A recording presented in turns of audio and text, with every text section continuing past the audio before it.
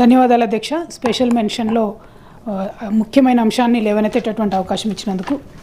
అధ్యక్ష, మన రాష్ట్రంలో ఇదివరకు మినీ అంగన్వాడీస్ అని ప్రత్యేకంగా అంగన్వాడీలు కాకుండా మినీ అంగన్వాడీస్ చిన్న చిన్న హ్యామ్లెట్ లాంటి ప్రదేశాల్లో పెట్టేవాళ్ళు అధ్యక్ష. అట్లాంటి వాళ్ళు 4,500 అంగన్వాడీ సెంటర్స్ ఉంటే గత ప్రభుత్వంలో 2023 అక్టోబర్లో అధ్యక్ష, అంటే just before 2 months before election ఒక జీవో తీసుకొచ్చి వారిని అప్గ్రేడ్ చేయడం జరిగింది అధ్యక్ష.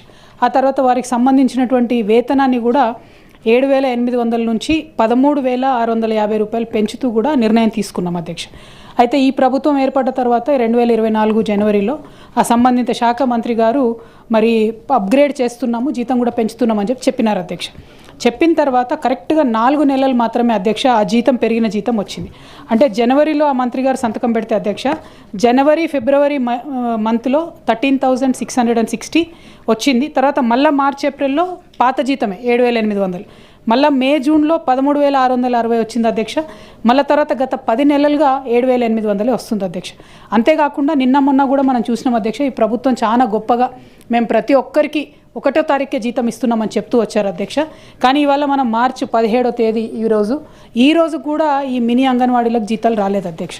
అంటే చిరు ఉద్యోగులకు ఒక పక్క రేషన్ కార్డులు తీసేస్తున్నారు అధ్యక్ష, ఇంకొక పక్క టైంకి జీతం ఇస్తలేరు. మరి ఇంకే ప్రభుత్వ పథకంలో కూడా వాళ్ళకి అవకాశం ఇస్తలేరు. ఏమన్నా అంటే మీకు గవర్నమెంట్ ఉద్యోగం ఉంది కాబట్టి మీకేమి ఇవ్వమని చెప్తున్నారు. కాబట్టి ఈ వైఖరి సరైనది కాదు అధ్యక్ష.